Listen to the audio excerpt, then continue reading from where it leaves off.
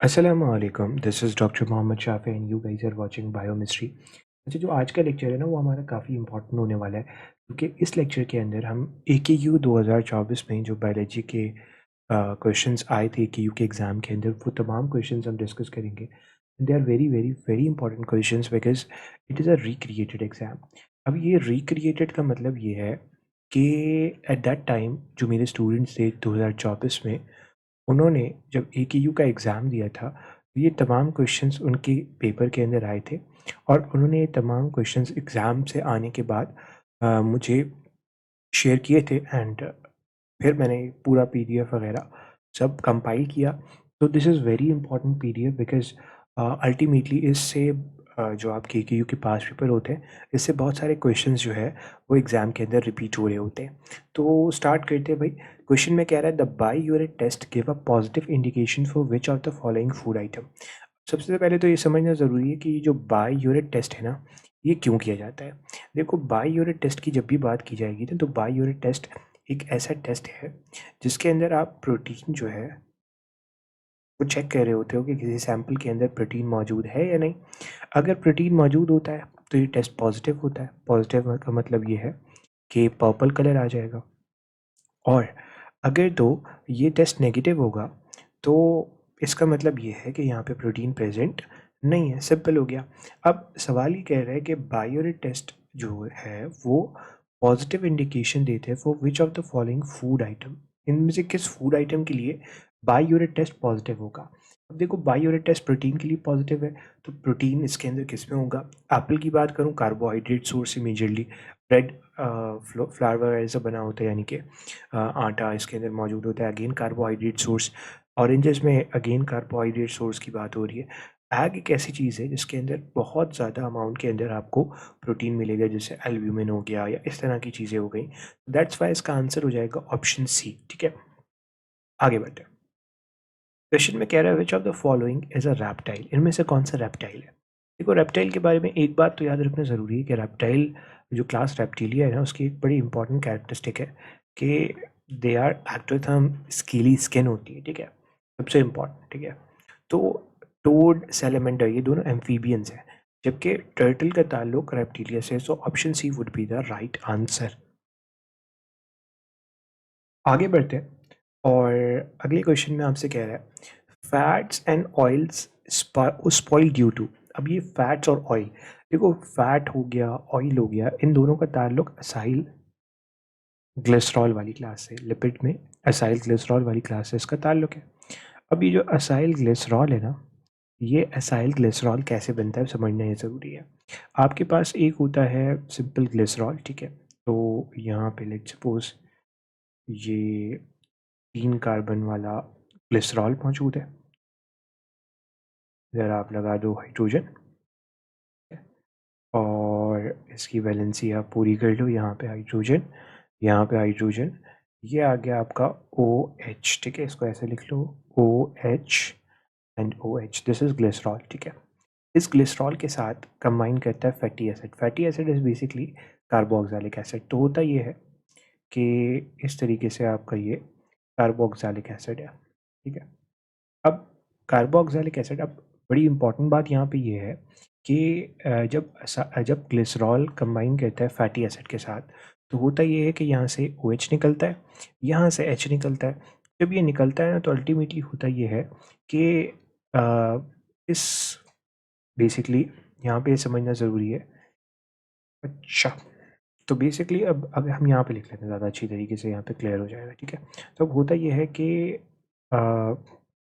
यहाँ से निकलता है H। ठीक है, और यहाँ से निकला OH, तो ये बन गया वाटर। ठीक है, अब वाटर निकल गया, इट मीन्स कि क्या हुई है, हाइड्रोलिसिस हुई है। हाइड्रोलिसिस हुई है तो वाटर रिलीज हुआ है।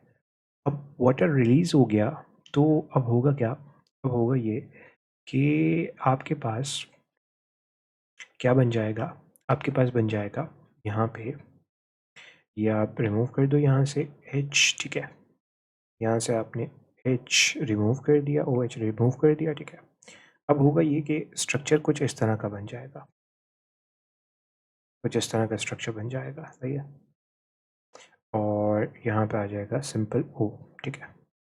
This is basically the ester bond. क्यों? क्योंकि अल्कोहल यानी कि ग्लिसरॉल इज अल्कोहल। इस अल्कोहल को आप किसके साथ मिला रहे हो? फैटी एसिड के साथ मिला रहे हो। Fatty acid is carboxylic acid. तो अल्कोहल को जब फैटी एसिड के साथ मिलाते हो तो बनता है ईस्टर, सही है। तो इसका मतलब ये कौन सा बॉन्ड बना? ईस्टर। अब सवाल पे वापस आते हैं। कह रहा है fat and oil spoil due to. Fat and oil क्यों स्पॉइल होते हैं, क्यों टूटते हैं? तो होता ये है कि अगर आप क्या करो, अगर आप सिंपल यहाँ पे जो है वो इनको तोड़ना चाहते हो तो इनका ये जो ईस्टर बॉन्ड है ये तोड़ दो। और इसको तोड़ने का बहुत सिंपल सा तरीका होता है, हाइड्रोलिसिस। वाटर ऐड करवाएंगे और वाटर ऐड करवा के यहाँ पे हम इस बॉन्ड को तोड़ देंगे। So ultimately hydrolysis of ester bond would be the right answer. Option B correct answer हो जाता है। आगे बढ़ते हैं। कह रहे मोनोकॉट लैक। अब जो मोनोकॉट है ना, मोनोकॉट के अंदर सबसे इंपॉर्टेंट बात ये, मोनोकॉट को मोनोकॉट क्यों कह रहे हो? क्योंकि इसके अंदर एक कॉटी लेडन, ठीक है, एक कॉटिलिडन मौजूद है, सही है। One cotyledon is present. अब ये जो एक कॉटिलिडन है, अ, इसी वजह से आप इसे मोनोकॉट कह रहे हो। मोनोकॉट के पास क्या नहीं है? देखो, मोनोकॉट का ताल्लुक जाहिर सी बात है ट्रेक्योफाइट फैमिली से, तो जाइलम तो होगा होगा।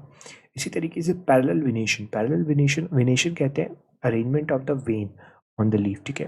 तो इस तरीके से अगर ये लीफ है तो इसके ऊपर ये जो वेन की अरेंजमेंट होती है दैट इज़ द विनेशन। तो पैरेलल विनेशन भी आपको मिलेगी। और दूसरी बात ये कि एंडोस्पर्म भी आपको यहाँ पे मिल रहा होता है। बट एक जो सबसे इंपॉर्टेंट फीचर है दैट इज़ द कैम्बियम। तो मोनोकॉट के अंदर नॉर्मली आपको कैम्बियम नहीं मिलता। तो option A would be the right answer, ठीक है। आगे बढ़ते हैं। कह रहा है the component of waxes are fatty acid and dash.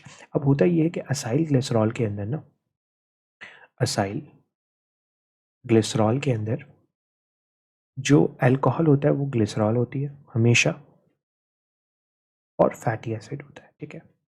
जबकि अगर इसकी जगह आपका ग्लिसरॉल की जगह लॉन्ग अल्कोहल आ जाए, लॉन्ग चेन अल्कोहल आ जाए, that would make the wax. तो वैक्स क्या होता है? Wax is basically long chain alcohol, लंबी चेन का अल्कोहल, और साथ में क्या आ जाए? फैटी एसिड्स आ जाए, सही है। तो उसे आप वैक्स कहते हो। तो alcohol would be the right answer, ठीक है। चलो आगे बढ़ते हैं। कह रहा है exchange of material between the nucleus and cytoplasm occur through. अब होता ये है, लेट सपोज मान के चलते हैं कि हमारे पास ये क्या है, ये हमारे पास एक सेल है, ठीक है। और इस सेल के अंदर, इस सेल के अंदर ये आपके पास मौजूद है न्यूक्लियस, ठीक है। ये साइटोप्लाज्म में न्यूक्लियस है। अब अगर किसी भी चीज़ को इस न्यूक्लियस से साइटोप्लाज्म में जाना हो या साइटोप्लाज्म से न्यूक्लियस में आना हो, तो यहाँ पे ना कुछ पोर्स होते हैं, कुछ होल्स होते हैं, ठीक है, न्यूक्लियस की मेम्ब्रेन के अंदर, and they are called the nuclear pores. Nuclear pores. तो ये न्यूक्लियर पोर चीज़ों को अंदर बाहर कर रहे होते हैं। सो मटेरियल का एक्सचेंज होना मीन्स के किसी भी चीज़ का अंदर जाना है, किसी भी चीज़ का बाहर आना, it is due to the nuclear pore, ठीक है। इंटर मेम्ब्रेन गेट्स ये कोई टर्म नहीं है, तो ये नहीं हो सकता। आगे बढ़ते हैं। कह रहे chlorophyll B appear as. Chlorophyll B का कलर क्या होता है? अब देखो, क्लोरोफिल जाहिर सी बात है एक बहुत ही इंपॉर्टेंट पिगमेंट है, और क्लोरोफिल ए का जो आपको कलर मिलता है ना वो होता है ब्लू ग्रीन, ठीक है। तो blue green is chlorophyll a, chlorophyll a. जबकि आपके पास जो क्लोरोफिल बी होता है ना, क्लोरोफिल बी का जो कलर होता है that is yellowish green. So yellowish green would be the right answer, ठीक है। आगे बढ़ते हैं। क्या है which feature is common to both arteries and capillaries. कौन सा ऐसा फीचर है जो कैपिलरीज और आर्टरीज के अंदर कॉमन है, सही है। अब देखो, सबसे पहले तो ये समझना होगा कि आर्टरी और कैपिलरी में फ़र्क क्या है। ये लेट सपोज ये आपकी आ रही है आर्टरी, आर्टरी आ गया आई और आगे कन्वर्ट हो गई आर्टीरियोल के अंदर, ठीक है। फिर ये आर्टीरियोल फर्दर कन्वर्ट हुआ कैपिलरी के अंदर। बेसिक सा स्ट्रक्चर बनाते हैं। अब होता ये है कि इस कैपिलरी के अराउंड टिश्यू मौजूद है, टिश्यू के ये सेल्स हैं, और इनके दरमियान ये फ्लूइड है, this is called the tissue fluid. तो बेसिकली एक्सचेंज ऑफ मटेरियल होता है कैपिलरी के क्रॉस, और जो भी चीज़ें कैपिलरी से निकल के बाहर जानी होती है पहले वो टिश्यू फ्लूइड में जाती हैं और फिर वो सेल में, और जो चीज़ आनी होती है सेम रास्ता अपनाती है। अब होता ये है कि टिश्यू फ्लूइड वाला फीचर तो कैपिलरी के साथ मिलेगा आपको। कैपिलरी के अंदर जाहिर सी बात है, अब कैपिलरी बहुत ज़्यादा डिवाइडेड है, तो इसके अंदर ब्लड प्रेशर भी आपको कम मिलेगा। जबकि एक ही फीचर बचता है, दैट इज़ एंडोथीलियम। एंडोथीलियम दोनों के अंदर कॉमन है। क्यों? क्योंकि जब आप आर्टरी के स्ट्रक्चर को देखोगे ना, तो ये बाहर आ गई tunica externa, then tunica media, और ये जो अंदर वाली होती है ना, that is called the tunica interna. ठीक है, अब इस ट्यूनिका इंटरना के अंदर कुछ नहीं होता, जस्ट एपिथेलियल सेल्स होते हैं, and they are called endothelium. और यही एंडोथीलियम आपको कैपिलरीज के अंदर भी मिलती है। सो कैपिलरी के अंदर तो सिर्फ एक ही लेयर होती है ना, तो endothelium would be the right answer. Okay, आगे बढ़ते हैं। सवाल में कह रहा है the primary purpose of cellular respiration is. Cellular respiration क्या है? Cellular respiration is basically the break down of the glucose या एनी फूड सब्सटेंस। ऑक्सीडेशन करते हो आप फूड सब्सटेंस की, और उससे बनाते हो आप energy, that is in the form of ATP. ATP की फॉर्म में एनर्जी बनाते हो। तो to make ATP would be the right answer. To get rid of CO2, CO2 तो रिलीज होती है सेलुलर रेस्पिरेशन के अंदर, तो इसका मतलब है ये तो नहीं हो सकता। टू मेक NADPH, NADPH नहीं होता, NADH2 बनता है, बट वो अल्टीमेटली कन्वर्ट होता है ATP के अंदर। ठीक है, इसका मतलब है ये भी इनकरेक्ट हो गया। टू यूज ATP नहीं, यूज करना is not the right option. So option A would be the right answer. सही है, आगे बढ़ते हैं। कह रहे the exchange of gases occur through which membrane. Exchange of gases किस मेम्ब्रेन के अक्रॉस होता है? तो देखो, होता ये है कि दिस इज द एल्वोलाई, सही है, दिस इज द एल्वोलाई, और यहाँ पे आपको ब्लड वेसल नजर आती है। तो जो ऑक्सीजन होती है वो डिफ्यूज करके ब्लड में चली जाती है, और कार्बन डाइऑक्साइड यहाँ चले जाता है। मेजर जो एक्सचेंज ऑफ गैसेस होता है वो यहीं हो रहा होता है। तो इसका मतलब है जो जिस मेम्ब्रेन के अक्रॉस हो रहा है, that is the alveolar membrane. So alveoli would be the right answer. Alveoli आपका करेक्ट आंसर हो जाएगा। ठीक है, ट्रेकिया नहीं, लैरिंग्स भी नहीं होगा, लैरिंग्स is sound box, trachea is the wind pipe. तो इसके अक्रॉस एक्सचेंज ऑफ गैसेस नहीं होते। ठीक है, ऑप्शन ए करेक्ट हो जाता है। आगे बढ़ते हैं। कह रहे हैं हीमोग्लोबिन डिफर फ्रॉम मायोग्लोबिन। अब ये जो हीमोग्लोबिन ना, इस हीमोग्लोबिन के अंदर सबसे इम्पॉर्टेंट बात ये कि 4 हीम ग्रुप मिलेंगे और 4 ग्लोबिन की चेन होगी। सही है, normally 2 alpha chain 2 beta chain. सही है, अब इस हीमोग्लोबिन के साथ क्योंकि 4 हीम ग्रुप है, तो 4 ऑक्सीजन बाइंड कर सकती है, जबकि मायोग्लोबिन के अंदर सिर्फ एक हीम ग्रुप होता है, और ये मायोग्लोबिन आपको मसल के अंदर मिलता है, तो यहाँ पे सिर्फ एक ऑक्सीजन मॉलिक्यूल बाइंड कर सकता है। मेजर फ़र्क क्या है? हीमोग्लोबिन डिफर है किससे? मायोग्लोबिन से। कैसे? अब ये बड़ा इंपॉर्टेंट सवाल है, क्योंकि इसके अंदर आपको स्ट्रक्चर ज़रूर पता होना चाहिए। तो ऑप्शन ए में कह रहा है 4 oxygen binding site, this is the right option. क्यों? क्योंकि हीमोग्लोबिन और मायोग्लोबिन की ऑक्सीजन बाइंडिंग के अंदर फ़र्क है। यहाँ पे 4 ऑक्सीजन बाइंड कर सकते हैं, यहाँ पे 1 ऑक्सीजन।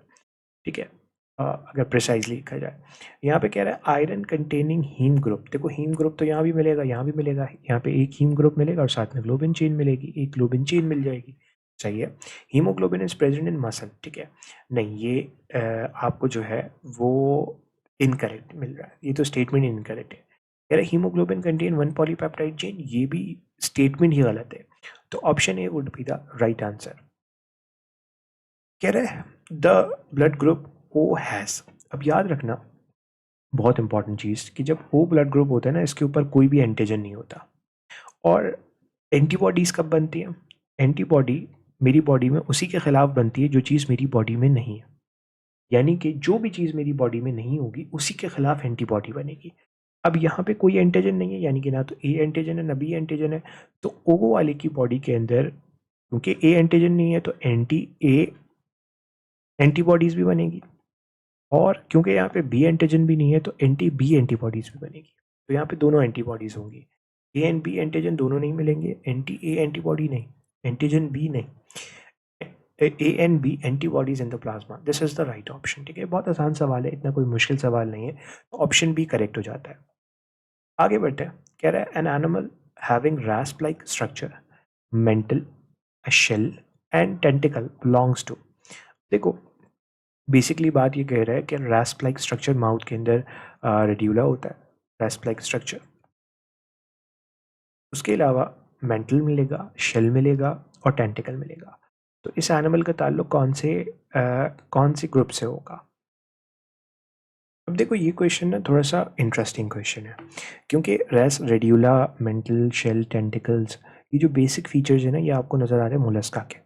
अब मोलस्का के अंदर आपको 3 क्लासेस याद रखनी होती हैं, बाइवेल्विया, गैस्ट्रोपोडा एंड सेफेलोपोडा। अब इम्पॉर्टेंट बात ये है कि हमारे पास ये जो 3 क्लासेस है ना इसके अंदर बाइवेल्विया वाले जो है, बाइवेल्विया के अंदर तो आपको 2 शेल्स मिलेंगे, ठीक है? शेल 2 हिस्सों में डिवाइड होता है, सही है? गैस्ट्रोपोडा की जब बात करते हैं तो गैस्ट्रोपोडा के अंदर शेल भी है, टेंटिकल भी है, मेंटल भी है, बेसिक फीचर्स सारे हैं, सही है? सिफेलोपोडा के अंदर शेल होगा बट हो सकता है वो रिड्यूस हो जाए, हो सकता है वो एब्सेंट भी हो, ठीक है? तो इसका मतलब है सिफेलोपोडा के अंदर ज़रूरी नहीं कि आपको शेल मिले, तो सिफेलोपोडा तो इसका सीधा-सीधा आंसर नहीं हो सकता। तो मोलस्का यहाँ पे एलिमिनेट हो जाता है, क्यों? क्योंकि मोलस्का के अंदर तो सारे ऑर्गेनिज़्म आते हैं ना, अब ज़रूरी नहीं है कि आपको मोलस्का के अंदर शेल सिफेलोपोडा के अंदर शेल नहीं मिल रहा, तो इसका मतलब ये इसका आंसर मोलस्का एक ब्रॉड टर्म है, तो उसके अंदर ये सब आ जाते हैं, तो क्योंकि सिफेलोपोडा के अंदर शेल नहीं है, तो ये तो नहीं हो सकता, तो मोलस्का भी नहीं हो सकता। अब हमारी जो बारी है ना, वो है ऑप्शन ए और ऑप्शन बी की। ऑप्शन ए के अंदर आपको टेंटिकल ज़रूरी नहीं मिले, जबकि गैस्ट्रोपोडा के अंदर आपको टेंटिकल्स मिलेंगे, सही है? इसकी एग्ज़ाम्पल है सिंपल, जो आपकी गार्डन स्नेल होती है, या वो इसकी क्लासिकल एग्ज़ाम्पल है, तो Gastropoda would be the right answer. आगे बढ़ते हैं।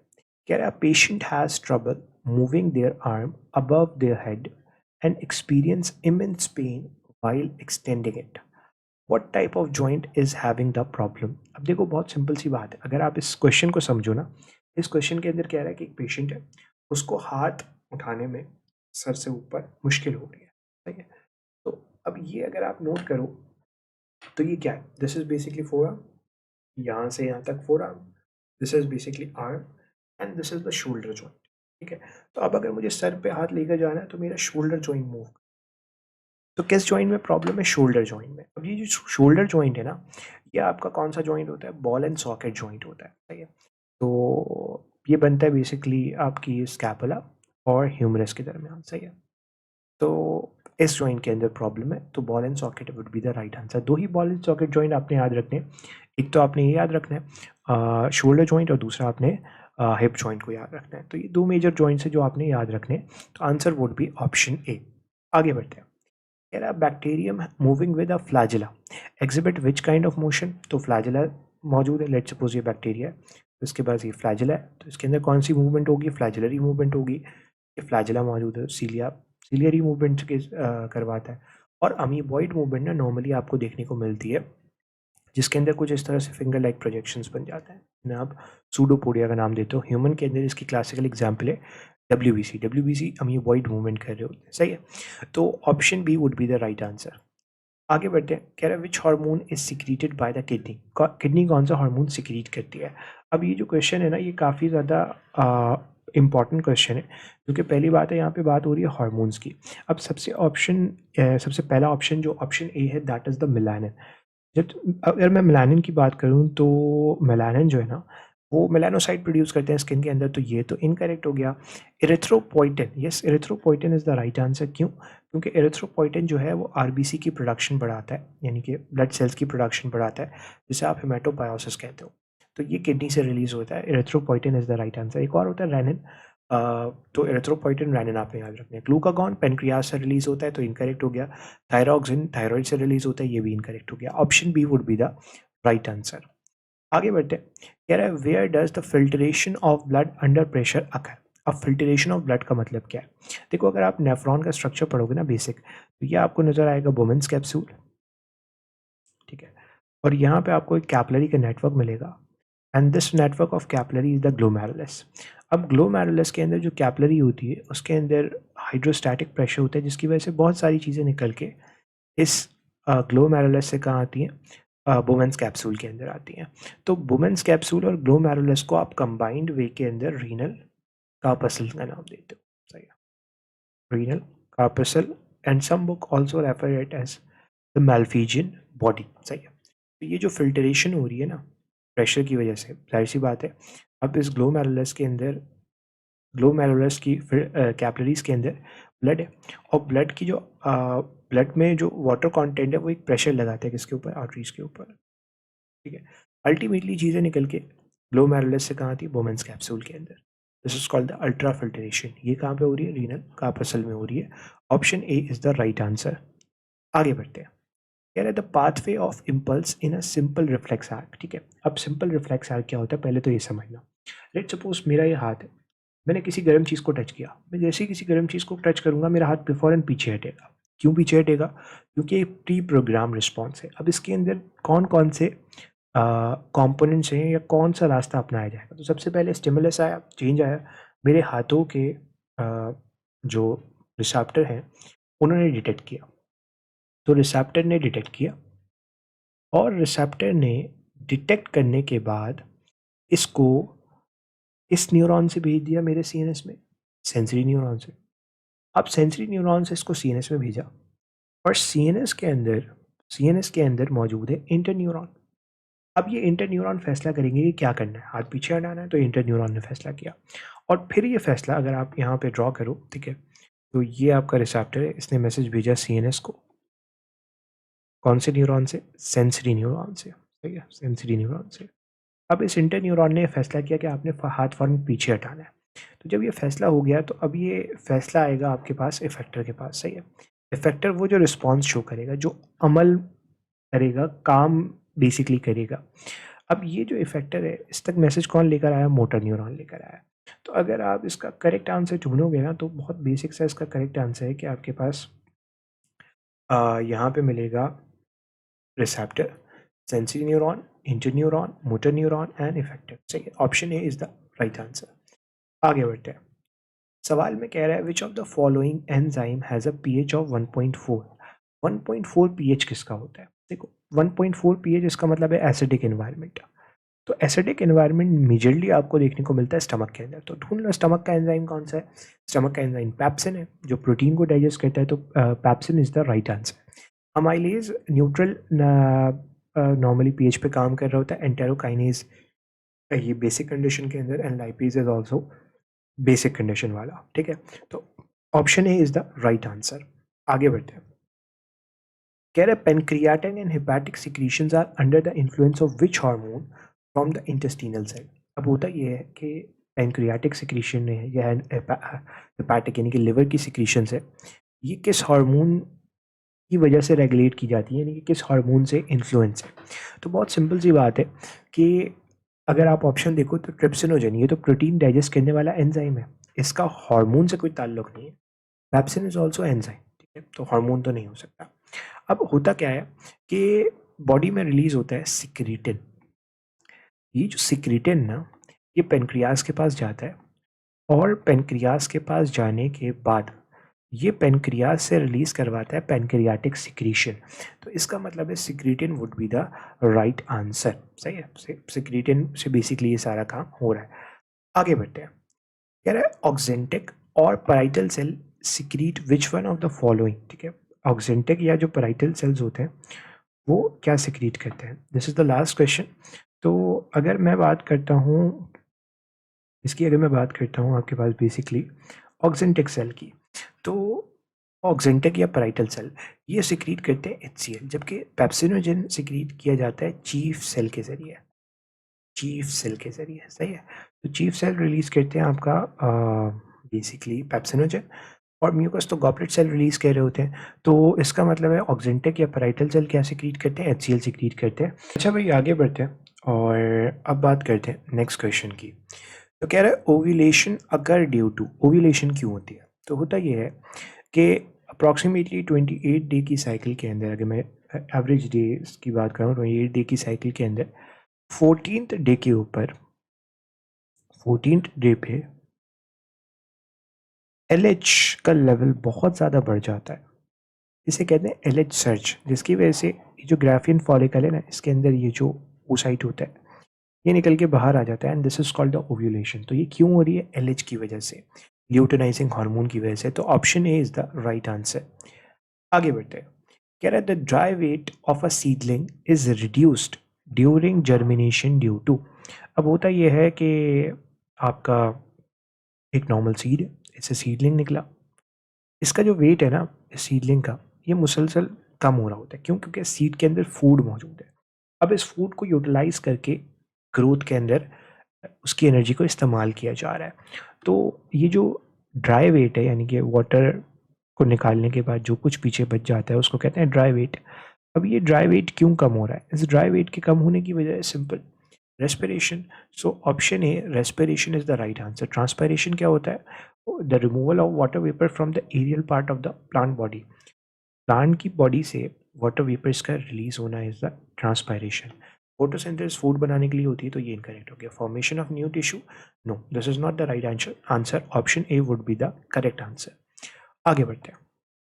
कह रहा है mitosis is a process in which the cell, mitosis क्या है? एक डिवीजन फेज है, और डिवीजन के अंदर क्या होता है? सेल अपना नंबर बढ़ाता है, ठीक है। Form specialise structure, no. Increase in number, chromosome number, no. Grow करता है, नहीं, grow is not the right thing. Multiply करता है, so option D is the right answer. आगे बढ़ते हैं। कह रहा है the path of blood from the lower body to the heart and then to the nephron. अब होता क्या है कि जितनी भी लोअर बॉडी से आपका ब्लड है वो इंफीरियर वेना कैवा के जरिए आ जाता है आपके। अगर मैं यहाँ पे हार्ट बनाऊँ, ये हार्ट है, ठीक है। Example, this is the right atrium, right ventricle, left atrium and left ventricle, ठीक है। अब जितना भी ब्लड है इंफीरियर वेना केवा से आएगा राइट एट्रियम के अंदर, राइट एट्रियम से ब्लड जाएगा राइट वेंट्रिकल में, राइट वेंट्रिकल से ब्लड जाता है आपका पल्मोनरी आर्टरी में, सही है। और ये पल्मोनरी आर्टरी ब्लड लेके जाती है लंग्स के पास, सही है। अब इन लंग्स से ये ब्लड वापस आता है पल्मोनरी वेन के जरिए लेफ्ट एट्रियम में, लेफ्ट एट्रियम से left ventricle, and left ventricle से ये ब्लड जाता है एओर्टा के अंदर, एओर्टा के अंदर, और फिर नेफ्रॉन तक का रास्ता पूछ रहा है, तो एओर्टा फिर आगे नीचे जाएगा एब्डोमेन में, एब्डोमिनल एओर्टा कन्वर्ट हो जाएगा, एब्डोमिनल एओर्टा में कन्वर्ट हो जाएगा।